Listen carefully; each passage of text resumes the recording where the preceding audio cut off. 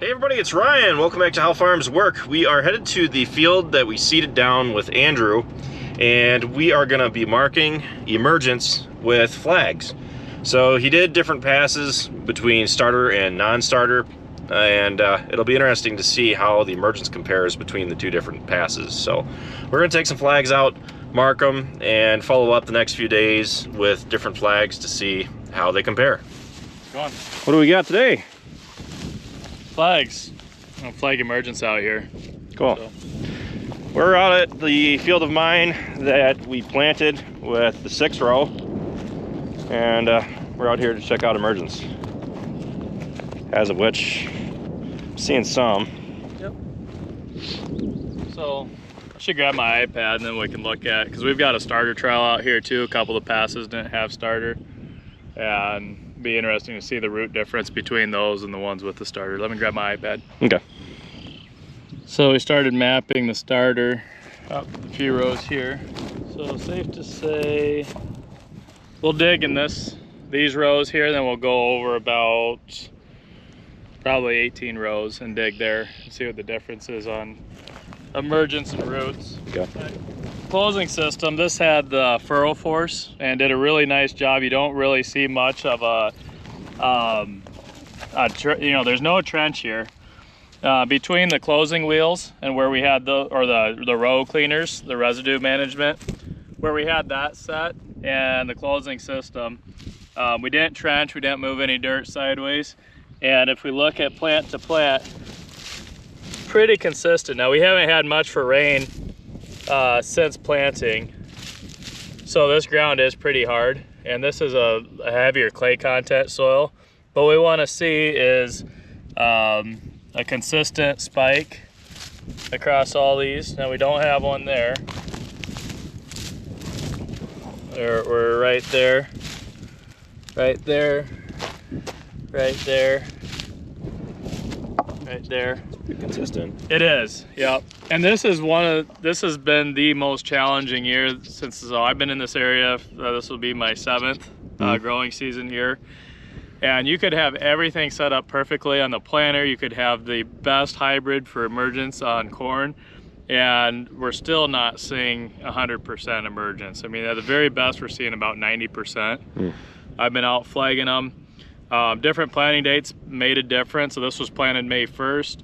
The stuff that was planted actually April 26th and 7th in the cooler soil temps is doing a little bit better, just because we had a couple warmer days after that. It gave the seed some time to absorb some moisture. This was better soil temps at the time of planting, but we hit cold temperatures within about 2 days after planting, and that did slow stuff down quite a bit.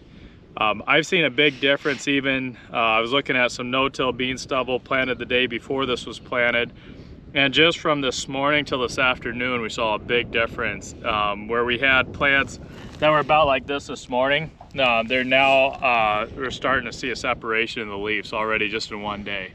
So this is a very good growing day.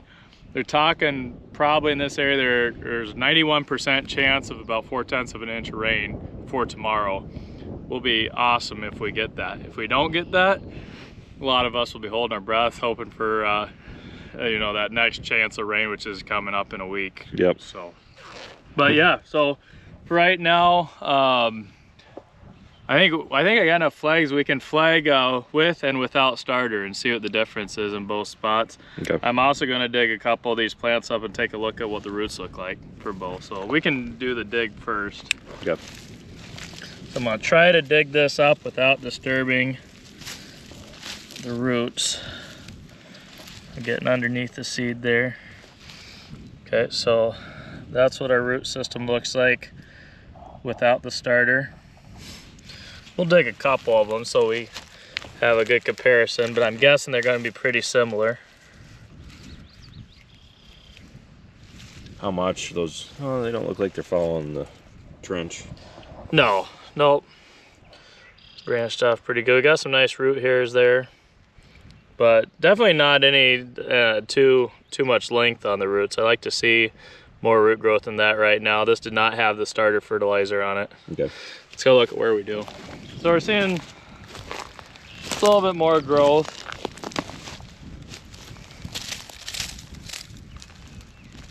The ground is really hard though. A lot of them, there should be a plant about right here. They're under there. See? There he is, but break through the crust. But that's the problem, is trying to get through there. I actually broke that guy off. But I'd say it's a little bit farther along Oh, definitely. when you look at these where they're at. Like a quarter of an inch or more. Yep.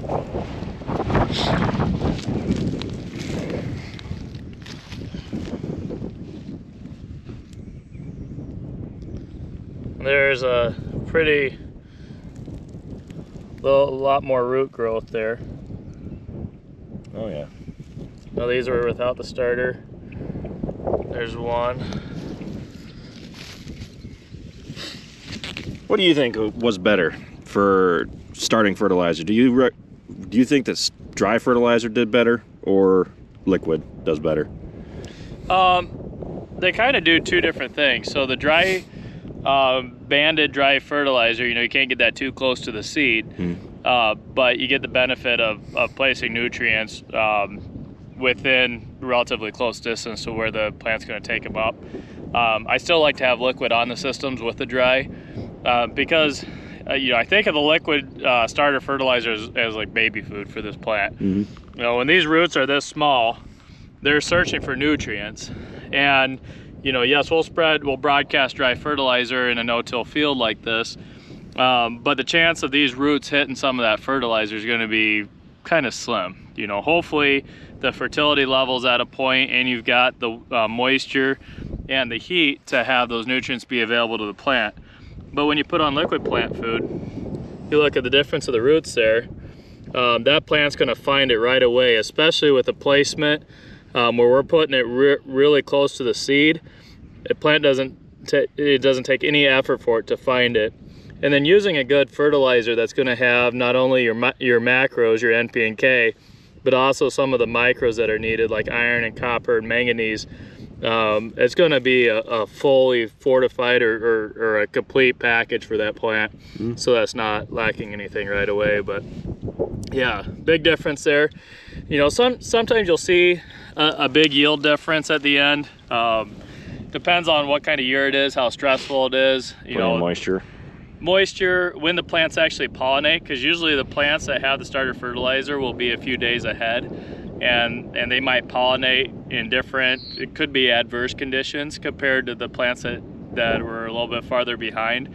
But almost always you'll see a moisture difference in the plants at the end of the year, where you'll have 1 to 2 points or more drier grain come harvest time when you use the starter fertilizer. Plus it helps the plant minimize stress. You know, it comes down to what kind of weather conditions, you know, as far as what kind of results you're going to have. But it's not at all uncommon to see 10 to 15 bushel yield difference with or without starter. But you can see it, you know, both of these plants, you know, we just randomly picked a couple plants, but I mean, the growth difference there is huge. You could mix those up and you'd be able to pick them out. Right. Yeah, pretty easy there. So that's what we want to see. Now, the fertilizer we used in this was the 7-17-3, so it did have NP and K, plus the micros. I did have Radiate, which is a plant growth regulator to help promote root growth as well. And we had the Accomplish. So what the Accomplish does is it takes the nutrients that are already there in the soil and helps them become more available to the plant as well. So we had 3 different products in there. Sometimes we find that by using the combination of all 3, you know, we're going to get a multiplied result versus just using one product or another. You know, if you just use Radiate and water, you know, you may or may not see a difference. The starter fertilizer without the Radiate, yeah, you're usually going to see a difference on that. But when you start putting all 3 of those products together, that's when we see, you know, I have yet to find an instance side by side where I haven't seen what we're looking at here. Yeah, when using all 3 of those. Yep. Even in the trials that we've done in the past, just on our yield monitor, you can see. Right. This is a pretty clear difference. Yeah, and it doesn't cost a lot to be, you know, to set a planter up with the liquid either. You know, you could, you know, it depends on how precise you want to be and how big of a planter you're talking about. But you know, you can do a very simple system at not much upfront costs, especially when you look at the yield benefit and the moisture benefit at the end of the year that you get. So the trick is coming out here like 2 or 3 days in a row. I'm gonna leave the flags here in the field, so between you or myself, we'll just make sure we get out here and flag the new ones that come up. Okay. But so today, I don't think we had much for emergence before today. It looks like they're almost all just spiking through.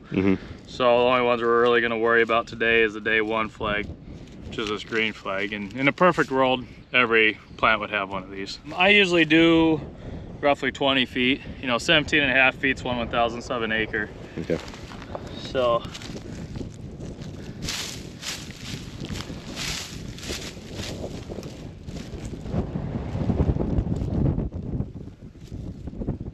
yeah, these ones can be kind of hard to find.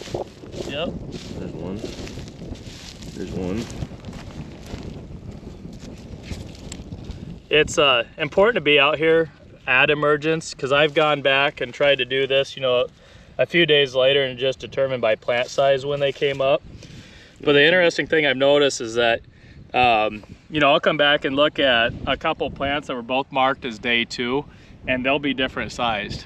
So just because they came up today doesn't mean that a week from now that these plants are going to be the same size. So I really want to know what day they came out of the ground to be able to do more, you know, ask more questions about it and see what's going on. Yeah. Hopefully with the rain we get tomorrow, that'll make a... If we get rain tomorrow, we should have probably 90% of these out of the ground with 1 rainfall. Okay. We definitely have the temperatures now.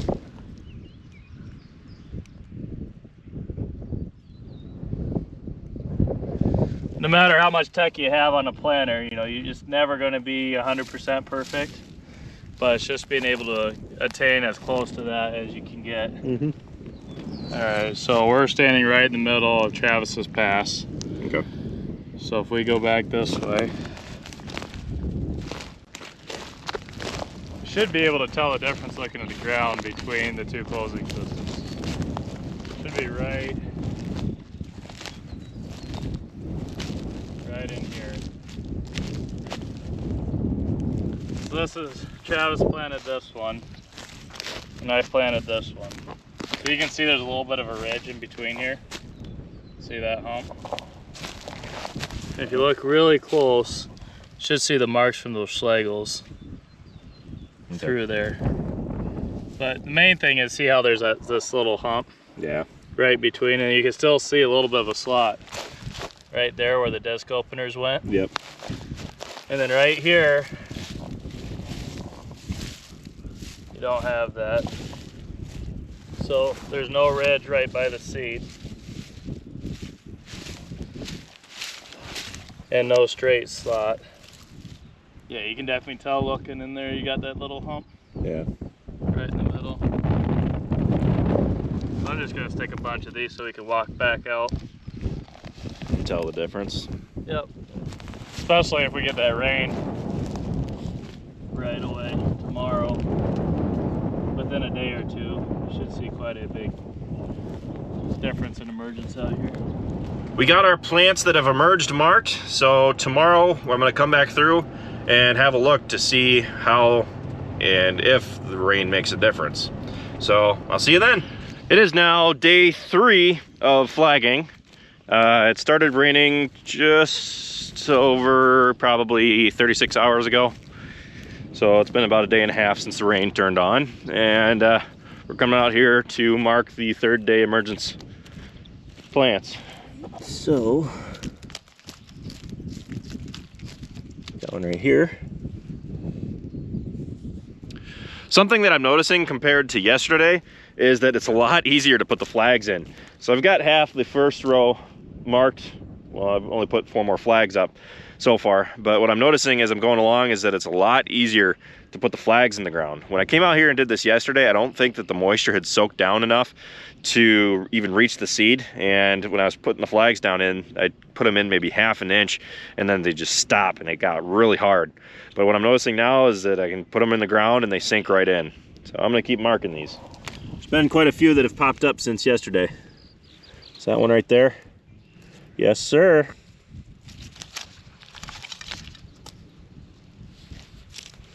And there's one right here. And right here.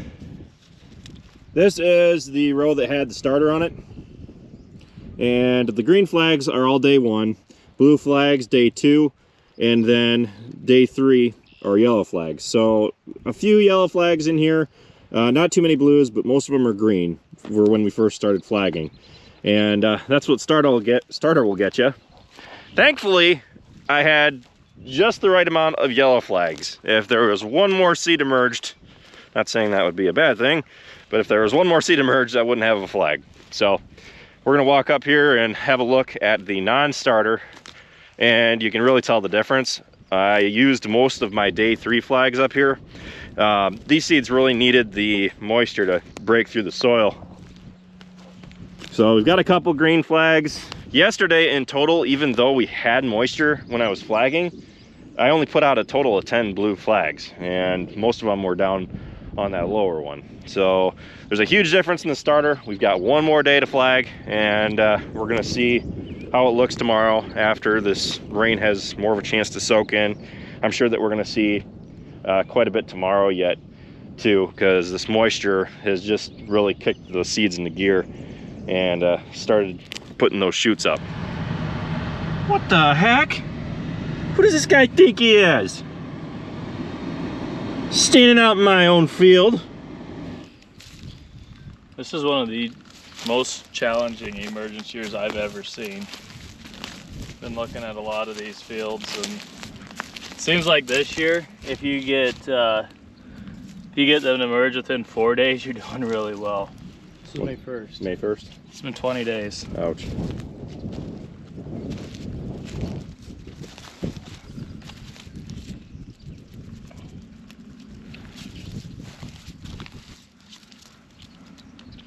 Are we on day 4 or are we day 5 now?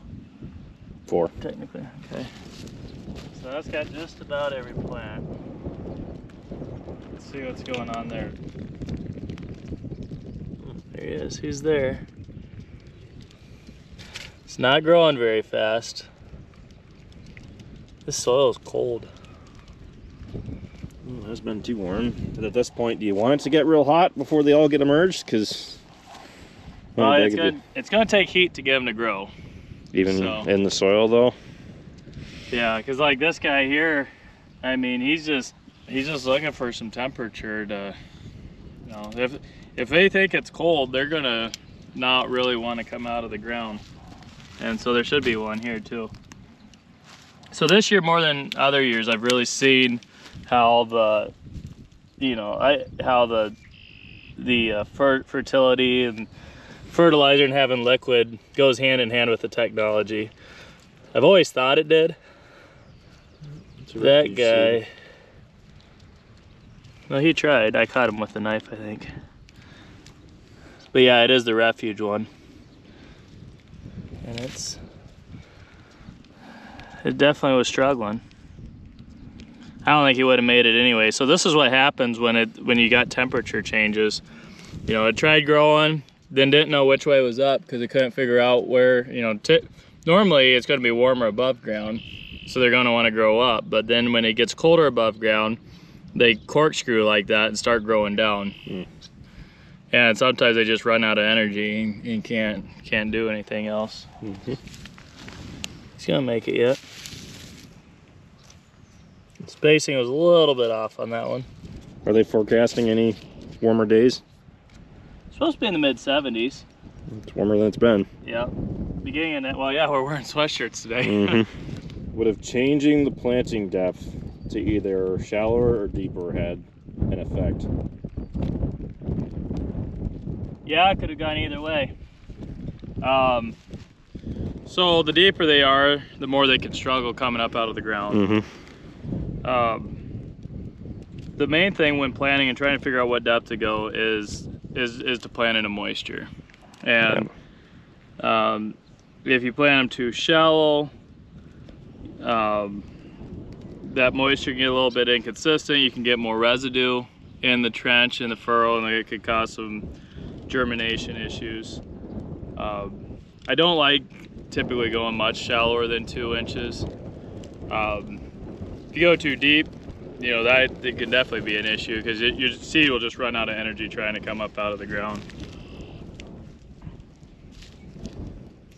So we planted this at 2 inches. I think that's right about where you'd want to be. I'm doing more damage doing this, but he was right there.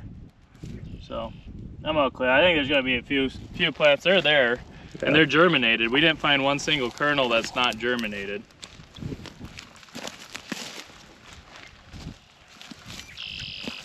So lots of day ones. Well, if you're looking for a sign to put starter on your planter, this is it. Yeah, especially this year. Yeah. See what it means when it comes to ear size and yield, but from what we've seen in the past, the more plants you can get out of the ground on day one, the better your yield's going to be. Yep. And there's a big difference between no-till and work ground this year.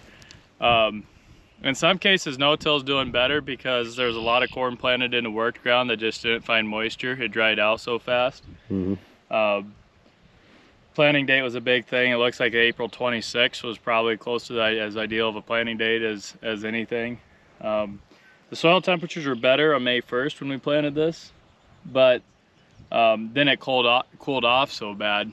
So if you're able to plant into the cooler soil temperatures, you know, 3 to 4 days ahead of when this was planted, it did find some warm weather to help it come out of the ground a little faster. 3 days of difference planting made about a 5 or 6 day difference in emergence, if not bigger. Crazy to think that, but this is Travis's here.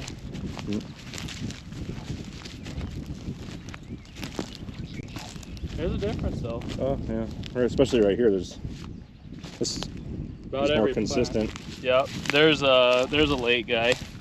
Yep. Right there. But look through here. Wow. Shoot, hardly any of the ones in that row are up. The next row over is better. Yep. That row 3 is better. Well, that's pretty much a wrap for this video. We flagged the plants that came out and saw the difference between starter and non-starter. So we'll have to come back and revisit this field and see how things are progressing. Hopefully we should see some real differences here in the next week, especially if we can actually start to roll them a little bit better. So anyway, thanks for watching this video, guys. Be sure to check out all of our other ones. Be sure to like, comment, and subscribe. And be sure to follow us on Facebook, Instagram, Twitter, and Snapchat, all how farms work. And if you didn't see the video of us planting this, go to the end card with the John Deere 7210R and follow the link. Anyway, I'll see you next time.